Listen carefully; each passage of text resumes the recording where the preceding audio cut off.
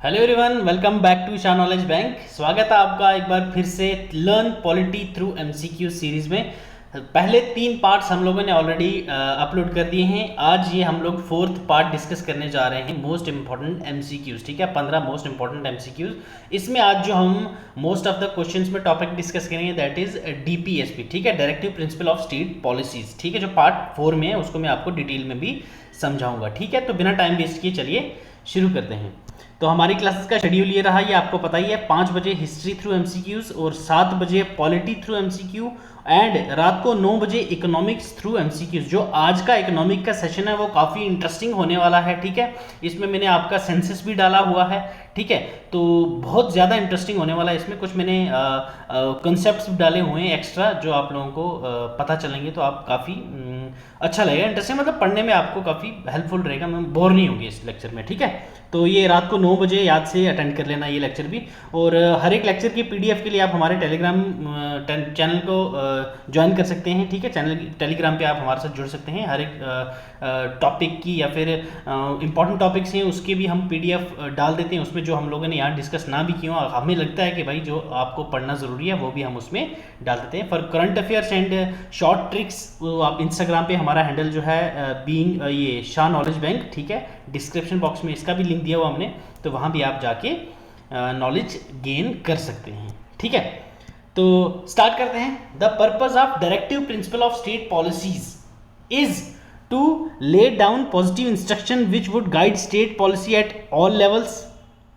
ठीक है, B implement गांधीजी's idea for decentralized state. C check the use of arbitrary power of government. Promote welfare of the backward section of the society. ठीक है, तो पहले तो आपको पता होना चाहिए डीपीएसपी है क्या चीज, directive principle of state policies. ठीक है, ये आते हैं अंडर आर्टिकल 36 to 51, 36 से 51 आर्टिकल में आते हैं ये। ठीक है, कौन से पार्ट में आते हैं, दैट इज पार्ट 4। ठीक, पार्ट 4 ऑफ इंडियन कॉन्स्टिट्यूशन के इसमें आते हैं। ठीक है, तो ये हमने डीपीएसपी का आइडिया कहाँ से लिया है, ये हमने आयरिश कॉन्स्टिट्यूशन से बोरो किया हुआ है। कब ये बोरो किया था हमने, दैट इज 1937 में। ठीक है, 1937 में हमने आयरिश कॉन्स्टिट्यूशन से ये आइडिया बोरो किया हुआ है। ठीक है, directive principle of state policy जो ये हमारे डिनोट करती हैं। ठीक है, डिनोट करती हैं आइडियल्स जो स्टेट को माइंड में रखनी है फॉर्मुलेट करते हुए क्या, पॉलिसीज और लॉज बनाने में। ठीक है, जो भी स्टेट पॉलिसी बनाएगी किसी भी लेवल पे, वो फॉर्मुलेट करते वक्त ये डीपीएसपी की जो पॉइंट्स हैं हमारी, जो ये आर्टिकल्स हैं, इनको माइंड में रख के ही बनाना है। ठीक है, और फंडामेंटल फॉर गवर्नेंस जो है वो भी मेकिंग ऑफ लॉस के टाइम पे इन्फ्लुएंस करेगा डीपीएसपी को। ठीक, ये चीज याद रखिएगा। और ये इंस्ट्रूमेंट ऑफ इंस्ट्रक्शन है, जो प्रिंसिपल रिजेंबल क्या है डीपीएसपी का, that is instrument of instructions, जो एनिमरेट किया था हमने कब, गवर्नमेंट ऑफ इंडिया एक्ट 1935। ठीक है, और इसका कंसेप्ट भी क्या रहता है, वेलफेयर ऑफ स्टेट। ठीक, ये चीज याद रखिएगा, वेलफेयर ऑफ स्टेट। और ये जो है नॉन जस्टिफाइबल है। ठीक है, ये कोर्ट में आप जस्टिफाइबल नहीं है, ये नॉन जस्टिफाइबल हैं, जस्टिसिएबल हैं। ओके, ये चीज़ याद रखिएगा। तो इसका जो करेक्ट आंसर है, आई होप सो आपको अभी तक तो क्लियर हो जाना चाहिए था। तो that is lay down positive instruction which would guide state policies at all level. ठीक है, गांधीयन प्रिंसिपल्स भी हैं इसमें, वो भी मैं आपको समझाता हूँ आगे कंटिन्यू करते करते। आपको जो socialist DPSP, Gandhian DPSP and liberal DPSP, जो इंपॉर्टेंट क्वेश्चन जैसे जैसे आता रहेगा तो मैं वैसे उस आर्टिकल्स के बारे में आपको समझाता रहूँगा। ठीक है, which of the following rights conferred by the constitution of India is also available to non citizens. ठीक है, ऐसा कौन सा राइट है जो नॉन सिटीजन्स को भी अवेलेबल है, right to constitutional remedies, freedom to speech, freedom to move and settle in any part of country, freedom to acquire property. देखो, राइट टू कॉन्स्टिट्यूशनल रेमेडीज किसको मिलती हैं, जिनके पास एफआर हों।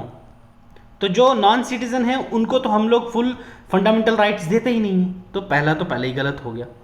फ्रीडम टू स्पीच, हाँ, ये हम लोग ज़रूर देते हैं, जो अवेलेबल रहता है किसी के लिए भी, चाहे वो हमारा इंडियन हो या फिर नॉन सिटीजन हो, तो फ्रीडम टू स्पीच हम देते हैं। और freedom to move and settle in any part of India, तो ये सिर्फ और सिर्फ सिटीजन कर सकता है, नॉन सिटीजन अलाउड नहीं है। और बाहर का आदमी तो यहाँ प्रॉपर्टी ले ही नहीं सकता। ठीक, तो इसका option B is the correct answer. ठीक, when okay, which one of the following is a human right as well as a fundamental right under the constitution of India? ठीक है, ये तो सबको आता ही होगा। राइट टू इंफॉर्मेशन, ठीक है, ये okay, right to work, right to education and right to housing. तो बाकी सब का तो नहीं होता, ये ह्यूमन राइट भी और फंडामेंटल राइट भी है। तो ये जैसे ये है अपना right to information, right to work, right to housing, ये तो फंडामेंटल राइट नहीं है। ठीक है, और कौन सा फंडामेंटल राइट है जो ह्यूमन राइट भी है? That is right to education. Option C is the correct answer. Question 4, under the constitution of India which one of the following is not a fundamental duty? इनमें से fundamental duty कौन सी नहीं है? To vote in public election, to develop scientific temper, to safeguard public property, to abide the constitution and respect its ideal. ठीक है, हमें पता है टू डेवलप साइंटिफिक टेम्पर, ये भी हमारी फंडामेंटल ड्यूटी है। सेफ गार्ड पब्लिक प्रॉपर्टी, ये भी ठीक है। पब्लिक प्रॉपर्टी एंड मॉन्यूमेंट्स, ये भी हमारी पब्लिक ये फंडामेंटल ड्यूटी है। तो to abide the constitution and respect his ideals, ठीक है, ये भी हमारी ये अपना फंडामेंटल ड्यूटी है। But vote in public elections, ये हमारी फंडामेंटल ड्यूटी नहीं है। ठीक, तो क्योंकि 18 साल से नीचे वाला तो कोई वोट कर ही नहीं सकता, तो फंडामेंटल ड्यूटी कैसे हुई उनकी? तो option A is the correct answer for this question. Question 5, a government is federal और यूनिटरी। ठीक है, गवर्नमेंट फेडरल है या यूनिटरी, ये किस बेसिस पे जो रिलेशन होता है वो हमें बताता है। 3 organs of government, centre and state, legislative executive नहीं, कॉन्स्टिट्यूशन एंड द स्टेट, ये भी नहीं, ये भी नहीं। तो सेंटर और स्टेट के जो रिलेशन है वो हमें बताता है कि हमारी जो गवर्नमेंट है वो फेडरल है या फिर यूनिटरी है। तो option B is the correct answer. 6th question देखिए, right against exploitation prohibits children. ठीक है, राइट अगेंस्ट एक्सप्लॉयटेशन जो है वो प्रोहिबिट करता है चिल्ड्रंस को, कि कौन से children? Below 14 years of age from employment in family business, बिल्कुल नहीं। Below 14 years of age being employed in hazardous occupation, बिल्कुल हाँ। ठीक है, तो हमें इसका आंसर तो फिलहाल मिल गया है, सभी देख लेते हैं। Below 14 years from working on family farms, ठीक, बिल्कुल नहीं। From doing all of the above, नहीं जी। ओके, तो इसमें बी क्या है? ये प्रोहिबिट करता है किसी भी बच्चे को हैजार्डियस ऑक्यूपेशन करने से। ठीक है, अब जैसे फैक्ट्री आ गया जिसमें पटाखे बन रहे हो तो उनमें काम करने से ये प्रोहिबिट करता है। बट ये अब आप लोग देखते होंगे ना, जो डिस्कशन चलती है कि भाई चाइल्ड लेबर इंडिया में बैन है, तो ये ऐसा कुछ नहीं है, चाइल्ड लेबर इंडिया में बैन नहीं है। क्यों? क्योंकि आप जो बच्चे होते हैं कि किसी फैमिली में जो आप चाय की टपरी पे छोटू को देखते हो, वो छोटू घर का बड़ा होता है, तो उसको काम करने की मजबूरी है, वो घर बैठा रहेगा, उसको तुम लोग थोड़ी ना जाके राशन दे रहे हो यार, तो कमाना तो पड़ेगा उसको। तो वो जो बंदा है फैमिली फार्म्स में काम कर सकता है, फैमिली बिजनेस में काम कर सकता है, किसी के घर में काम कर सकता है, होटल में काम कर सकता है, हाजार्डियस काम नहीं कर सकता। बट जो उसकी स्कूल टाइमिंग होगी, उस स्कूल टाइमिंग पे उससे काम नहीं करवा सकते आप, बाकी टाइमिंग पे आप उससे काम करवा सकते हैं। तो ये हमारा जो है चिल्ड्रन एक्ट के अंडर आता है। ठीक है, तो इसका करेक्ट आंसर क्या बनेगा? That is option B is the correct answer. Question 7, which of the following can impose reasonable restriction on fundamental rights of the Indian citizen? ये तो आप सबको पता ही होगा। ठीक है, supreme court, parliament, president on the advice of council of minister, none of these the restriction have already been included in the constitution.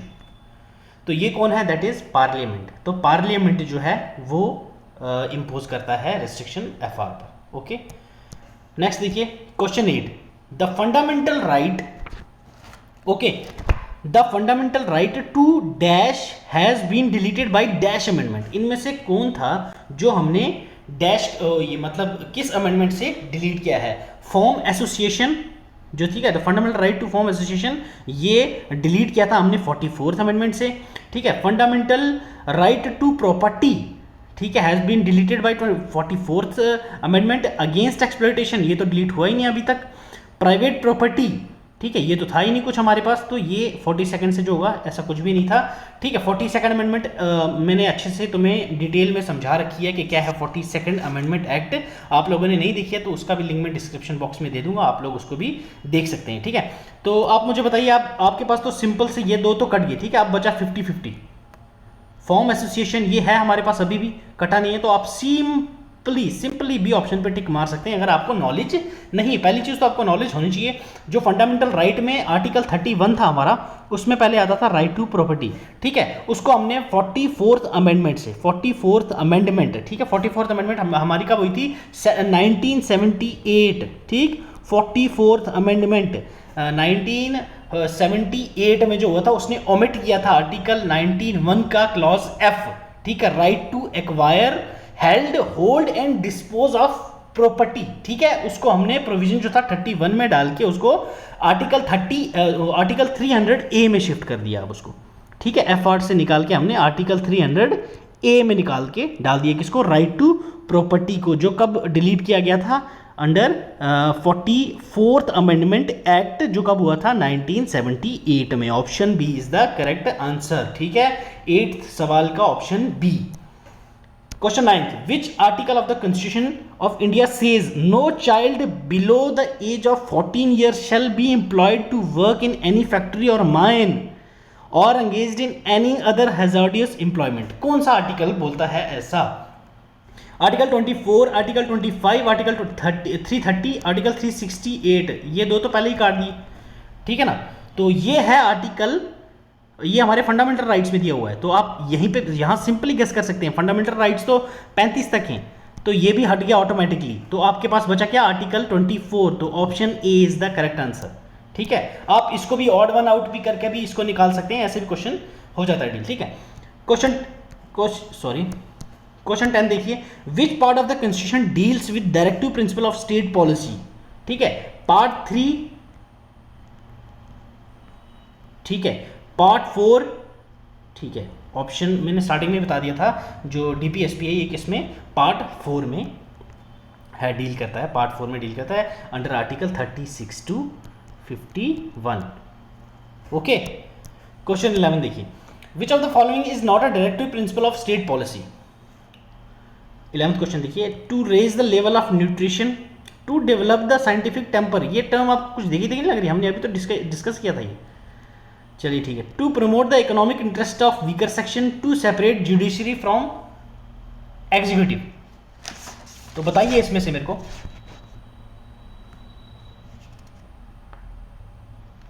Okay, तो ऑप्शन बी जो है इसमें, इसको आप अच्छे से देखिए जरा। To develop the scientific temper, अभी हमने ये देखा था, क्या ये हमारी फंडामेंटल ड्यूटी है ये, ठीक। डीपीएसपी में कहां से आ जाएगी? ये तो हमारी फंडामेंटल ड्यूटी है, तो इसका क्या है? Option B is the correct answer, ये हमारी डीपीएसपी नहीं है, ठीक। Which of the following directive principle is based on Gandhian ideology? बताइए मुझे आप, गांधीयन आइडियोलॉजी पे हमारी कौन सी, गांधीयन आइडियोलॉजी पे हमारा कौन सा डीपीएसपी है?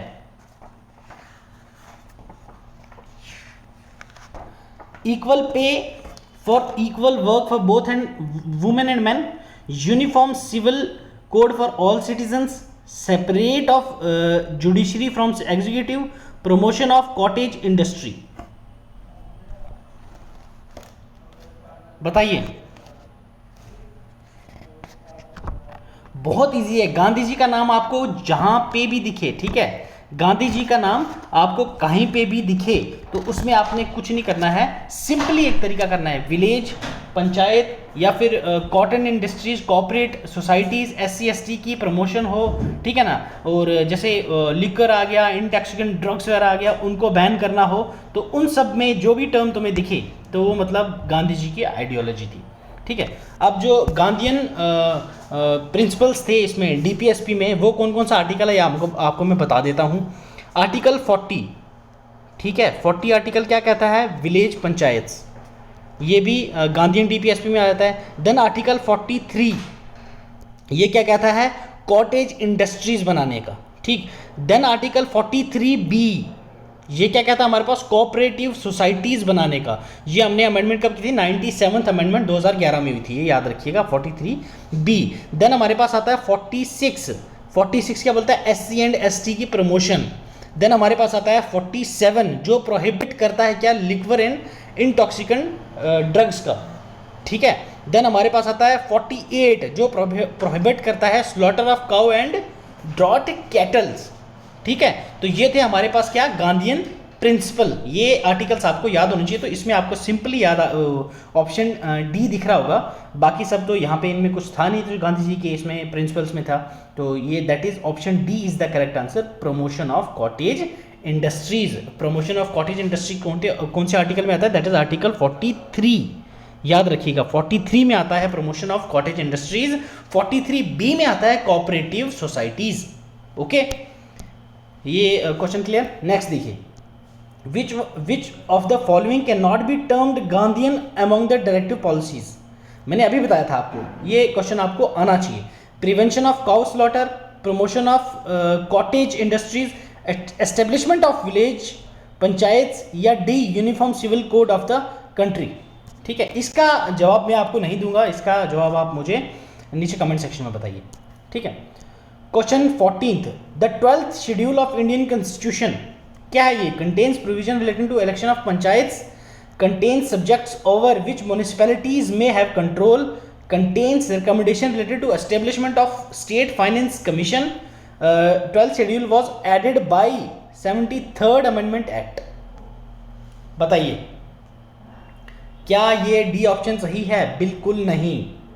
क्या ये स्टेट फाइनेंस कमीशन की रिकमेंडेशन के रिलेटेड था? बिल्कुल नहीं।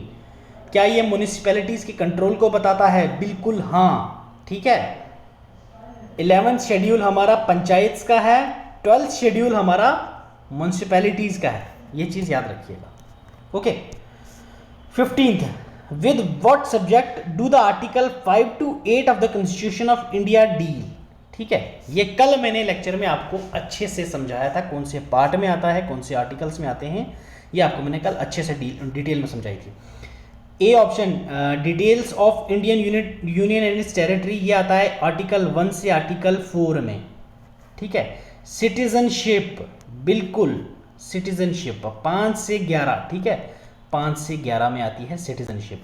Fundamental duties 51A। ओके, ये याद रखिएगा, यूनियन एग्जीक्यूटिव भी नहीं है इसका, that is option B is the correct answer, citizenship.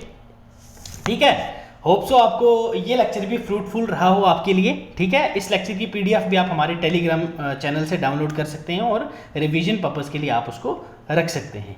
तो ठीक है, फिर खुश रहो, पढ़ते रहो। God bless you, keep learning, keep sharing.